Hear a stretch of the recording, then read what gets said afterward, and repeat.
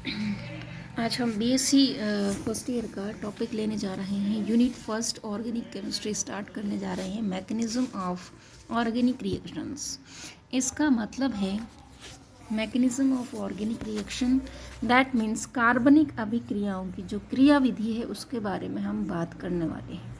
देखो, ये क्रिया विधि जो है ये सबसे इम्पोर्टेंट चीज़ होती है ऑर्गेनिक केमिस्ट्री में, क्योंकि हर एक रिएक्शन के मैकेनिज़्म को समझने के लिए ये एक तरह से बहुत ही इम्पोर्टेंट रहती है, तो हमें ये ज़रूर ही अच्छे से आनी चाहिए। तो हम स्टार्ट करते हैं कि देखो, जब ऑर्गेनिक रिएक्शंस होती है तो उसमें मेन चीज़ होती है कि सबसे पहले होता है सबस्ट्रेट, दैट मीन्स रिएक्टेंट। दूसरी चीज़ होती है रिएजेंट, तीसरी चीज़ होती है प्रोडक्ट। तो इन चीज़ों में कुछ नए बॉन्ड बनते हैं और कुछ पुराने बॉन्ड टूटते हैं। तो बॉन्ड टूटते हैं, बॉन्ड में कितने इलेक्ट्रॉन होते हैं, बॉन्ड किस तरह से बनता है, ऐसी सारी चीज़ें यहाँ पर मिलेंगी। और बॉन्ड को तोड़ने के लिए हम चाहते हैं कि 3 तरह की हमने एरोज़ का यहाँ पर यूज़ करना पड़ता है हमें। मेनली जो आपके सिलेबस में है वो 3 एरोज़ की यहाँ पर बात की है, 3 एरोज़। एक होता है 1 हेडेड एरो, और दूसरा होता है हाफ हेडेड एरो, तीसरा होता है double headed arrow. 1 headed arrow को कहते हैं एक सिरे वाला तीर, यानी कि इस तरह से हम बात कर रहे हैं एक सिरे वाला तीर। देखो ये वाला, तो जब ये एक सिरे वाला तीर, इसका मतलब होता है कि हेड, ये तो हेड है, ये तो सिर है, और ये क्या है, पूंछ। तो पूंछ पे आ जाता है प्लस चार्ज। जो भी एलिमेंट, जो भी एटम पूंछ की तरफ होगा उस पर तो चार्ज आएगा पॉजिटिव, और जो हेड की तरफ होगा उसके पास आएगा नेगेटिव। यानी कि इलेक्ट्रॉन जो होंगे, बंध में 2 इलेक्ट्रॉन होते हैं। हम जानते हैं कि जो कोवलेंट बॉन्ड होता है वो इलेक्ट्रॉन के शेयरिंग से बनता है। सबसे पहले हम बात करते हैं कि movement of a pair of electron is shown by 1 headed arrow, कि एक बॉन्ड पेयर का किसी एक ही एटम पर, यानी कि असमान रूप से अनइक्वली डिस्ट्रीब्यूशन हो जाना, उस वक्त हम कौन से एरो का यूज़ करेंगे, 1 हेडेड एरो का हम वहाँ पर यूज़ करते हैं। And second, half headed arrow कुछ इस तरह की होती है, इस तरह की, आधा है ना, एक आधा, पूरा नहीं, मतलब एक तरफ आप इसे इस तरह से कर सकते हो, आप इस तरह से भी इसे कर सकते हो, आप इसको एक ही तरफ इसे मोड़ना है। दैट मीन्स इसका मतलब है कि ये हाफ हेडेड एरो, आधा सिर है इसके, पूरा सिर नहीं है। आधे सिर का मतलब है कि बॉन्ड के जो 2 इलेक्ट्रॉन है ना, बॉन्ड पेयर के जो 2 इलेक्ट्रॉन हैं उन्हें इक्वली डिस्ट्रीब्यूटेड कर देना। एक इलेक्ट्रॉन एक एटम पे आ जाएगा, दूसरा इलेक्ट्रॉन दूसरे एटम, जैसे लाइक हम आगे देखें इस तरह से कि ए और बी के बीच में एक बॉन्ड है, ये वाला ए और बी के बीच में जो बॉन्ड है, यानी कि आधा इधर और आधा इधर। यानी कि इस वक्त जब हम 1 हेडेड एरो का यूज़ कर रहे थे तो वहाँ पे बन रही थी कौन सी, कैटायन एंड एनायन, यानी कि प्लस चार्ज और नेगेटिव चार्ज बन रहे थे। लेकिन हाफ हेडेड एरो की अगर हम बात करते हैं तो यहाँ पर फ्री रेडिकल स्पीसीज़ का फॉर्मेशन होता है। जैसे कि परोक्साइड में ये वाला बॉन्ड आधा, ये इस वाले बॉन्ड में 2 इलेक्ट्रॉन है, एक इलेक्ट्रॉन इस ऑक्सीजन को मिल गया, एक इलेक्ट्रॉन इस, दैट्स इट। ऐसे ही जैसे HBr में देखें, ये रिएक्शंस जर्नली HNO की प्रेजेंस में यहाँ पर होंगी। जैसे HBr हो गया, इस HNO की प्रेजेंस में रिएक्शन कराई, एक इलेक्ट्रॉन H को मिल गया और एक इलेक्ट्रॉन किसको मिल गया। तो कहने का अर्थ यह है कि जब बॉन्ड के इलेक्ट्रॉन का अनइक्वली डिस्ट्रीब्यूशन होता है, दैट मीन्स एक इलेक्ट्रॉन दोनों एटम्स को मिल जाता है, उस वक्त हम हाफ हेडेड एरो का उपयोग करते हैं। अब आती है अगली बात, हम बात करते हैं डबल हेडेड एरो की। डबल हेडेड एरो इस तरह का होता है कुछ, यानी कि जिसमें 2 सिर हों या 2 सिरे हों। It is represented is between 2 resonating structures, यानी कि 2 अनुनादी संरचनाएं, 2 रेजोनेटिक स्ट्रक्चर को प्रदर्शित करने के लिए, शो करने के लिए किसका यूज़ किया जाता है। जैसे कि बेंजीन में ये 2 बॉन्ड इधर की तरफ है, 1 बॉन्ड 2 बॉन्ड है ना, इस तरह से। यहाँ पर देखो तो ये इस तरह से हैं, तो ये दो रेजोनेटिक स्ट्रक्चर हैं, अनुनादी संरचनाएं हैं, इनके बीच में डबल हेडेड एरो का क्या किया जाता है, उपयोग किया जाता है। यहाँ पर देखो इस तरह से, ऐसे ही एलाइलिक में देख लो, ये डबल बॉन्ड है, ये कैटायन है, ये बॉन्ड इधर गया, जैसे ही बॉन्ड इधर गया इधर डबल बॉन्ड आ जाएगा, यहाँ पर आ जाएगा पॉजिटिव चार्ज। तो ये दो अनुनादी संरचनाएं, एक ये वाली और एक ये वाली, तो इन दोनों के बीच में डबल हेडेड एरो का उपयोग करते हैं। That's it. फिर आता है आपका second topic, that is bond fusion या बंध का विखंडन। आप देखो बॉन्ड को हम कितने तरीके से तोड़ सकते हैं। हम जानते हैं कि जब केमिकल रिएक्शन होती है तो बॉन्ड टूटता है, तो बॉन्ड टूटता है तो वो कितनी तरह से हम उसे तोड़ सकते हैं, यानी कि हम उसे दो तरीके से तोड़ सकते हैं।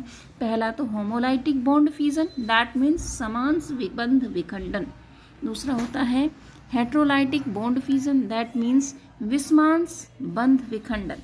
यानी कि वही चीज़ है जैसे मैंने कहा था कि यहाँ पर होमोलाइटिक का मतलब समान रूप से बॉन्ड के इलेक्ट्रॉन दोनों ही एटम्स पर एक एक करके वितरित हो जाएंगे, इक्वली डिस्ट्रीब्यूशन।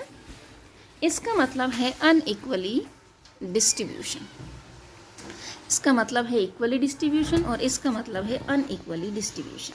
तो हम बात करते हैं, देखो यहाँ पर चार चीज़ें आपको याद रखनी है बस। यहाँ पर फ्री रेडिकल बनता है, यहाँ पर फॉर्मेशन ऑफ एनाइन होता है, एनाइनिक स्पीसीज, आयनिक स्पीसीज का फॉर्मेशन होता है, दैट मीन्स प्लस और माइनस यहाँ पर फॉर्म होंगे। और यहाँ पर फ्री रेडिकल, ये नॉन पोलर सॉल्वेंट में भी होता है, क्योंकि जो फ्री रेडिकल होता है उस पर कोई चार्ज नहीं होता, यानी कि वो न्यूट्रल होता है। इस वजह से यहाँ पर नॉन पोलर सॉल्वेंट का हम यूज़ करते हैं। रिएक्शन किसी न किसी सॉल्वेंट में तो हमें करानी होती है, तो कैसा सॉल्वेंट यूज़ करते हैं, नॉन पोलर सॉल्वेंट का हम यहाँ पर यूज़ करते हैं। ये हाँ, नॉन पोलर सॉल्वेंट का हम क्या करते हैं, यूज़ करते हैं। और फ्री रेडिकल, जब बॉन्ड के दोनों इलेक्ट्रॉन इक्वली डिस्ट्रीब्यूटेड हो जाते हैं, दैट मीन्स उसे होमोलाइटिक बॉन्ड फ्यूजन कहा जाता है। दूसरी चीज़ heterolytic bond fusion, bonded electrons are unequally distributed among the bonded atoms. जो भी दो बॉन्ड जुड़े हुए, जो भी दो एटम जुड़े हुए, जैसे ए और बी एक बॉन्ड के थ्रू जुड़े हुए हैं, तो ये जो बॉन्ड के इलेक्ट्रॉन हैं इन दोनों पर, बॉन्डेड जो एटम्स हैं इन दोनों पर अनइक्वली डिस्ट्रीब्यूटेड हो जाए, मतलब कि किसी एक को ही दोनों इलेक्ट्रॉन मिल जाएं और किसी को एक भी ना मिले, तो हो गया ना भेदभाव। इसका मतलब दोनों इलेक्ट्रॉन किसी एक को ही मिल जाते हैं। मिलते किसको हैं, जो ज़्यादा इलेक्ट्रॉन नेगेटिव होता है, जो ज़्यादा इलेक्ट्रॉन नेगेटिव होता है। तो जो ज़्यादा इलेक्ट्रॉन नेगेटिव होता है वो ले जाता है बॉन्ड को, पूरे के पूरे बॉन्ड को, दोनों इलेक्ट्रॉन को, तो उस पर तो आ जाता है माइनस चार्ज, और जिसका इलेक्ट्रॉन चला जाता है उस पर आ जाता है पॉजिटिव चार्ज। इस तरह से यहाँ पर एक प्लस यानी कि धनायन, माइनस यानी कि ऋणायन, दैट मीन्स पॉजिटिव यानी कि कैटायन और एनायन का यहाँ पर फॉर्मेशन होता है। चलो आगे चलते हैं, ये टॉपिक आगे चलते हैं। ये है तीसरा टॉपिक आपकी यूनिट का। इसका मतलब ये होता है reagents, that is very very important topic. यहाँ से हर साल क्वेश्चन बनता है, एक क्वेश्चन 1 या 2 नंबर का या 1.5 नंबर का पूछ लिया जाता है। देखो reagents, types of reagent, there are mainly 2 type of reagents. यानी कि रिएजेंट क्या होता है, एक अटैकिंग स्पीसीज होती है जिसे हम डालते हैं और जो अटैक करता है रिएक्टेंट के ऊपर, फिर रिएक्शन आगे बढ़ती है। तो रिएजेंट्स के 2 पार्ट हो जाते हैं टूटने पे, एक प्लस में बढ़ जाता है, एक माइनस में। तो जो इलेक्ट्रोफाइल है दैट मीन्स उसके ऊपर पॉजिटिव चार्ज होगा, जिसे हम रिप्रेजेंट करते हैं ई प्लस के थ्रू। ई प्लस का मतलब है कि प्लस को क्या चाहिए, माइनस, और माइनस कहाँ पे मिलेगा, इलेक्ट्रॉन के पास। इस वजह से इसका नाम होता है इलेक्ट्रोफाइल, मतलब इलेक्ट्रॉन को स्नेह करने वाला। इसका मतलब ये इसके पास इलेक्ट्रॉन की कमी होती है तभी तो इलेक्ट्रॉन को लविंग करेगा। इसका मतलब इलेक्ट्रॉन लविंग स्पीसीज कहलाती है, इलेक्ट्रॉन डेफिशिएंट स्पीसीज कहलाती है। ये वहाँ पर अटैक करेगा जहाँ पर इलेक्ट्रॉन रिच सेंटर हो, मौजूद होगा किसी भी मॉलिक्यूल के अंदर। दीज कॉल पॉजिटिवली चार्ज्ड, ये ज़्यादातर जनरली ये होते हैं पॉजिटिवली चार्ज, लेकिन न्यूट्रल भी होते हैं। अभी हम इसके ऊपर डिस्कशन करेंगे। देखो न्यूक्लियोफिलिक रिएजेंट्स यानी कि Nu-। न्यूक्लियोफाइल का मतलब होता है कि जिसके ऊपर नेगेटिव चार्ज हो, यानी कि जिसके पास इलेक्ट्रॉन की अधिकता हो, इलेक्ट्रॉन ज़्यादा हो। तो इलेक्ट्रॉन जिसके पास नेगेटिव ज़्यादा है उसे क्या चाहिएगा, पॉजिटिव, और पॉजिटिव मिलता है न्यूक्लियस के पास यानी कि नाभिक के पास। इस वजह से कह दिया nucleophile. Those reagents that are nucleus loving, यानी कि ये न्यूक्लियस को चाहेंगे।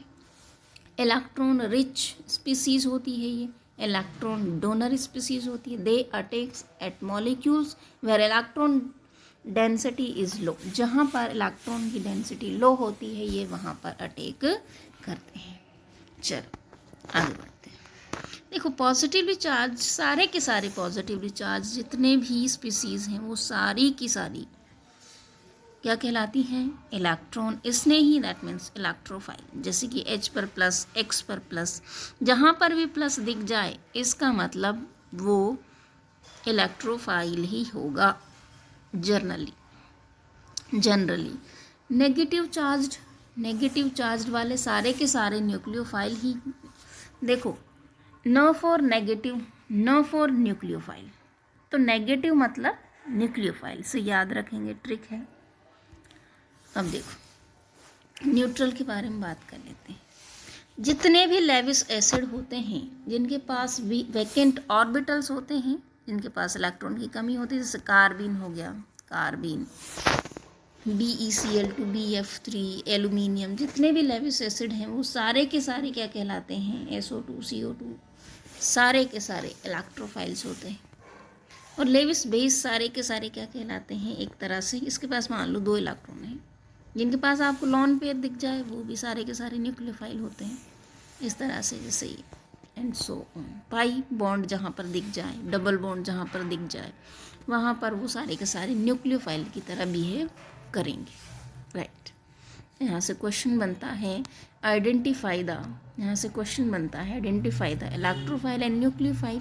इनमें से आपको दे दिए जाएंगे कुछ एग्जांपल्स और उनमें से आपको आइडेंटिफाई करना है कि भाई न्यूक्लियोफाइल कौन सा है और इलेक्ट्रोफाइल कौन सा है। दैट्स इट, ये क्वेश्चन हमेशा आता है, इम्पॉर्टेंट टॉपिक है। चलो इतना ही।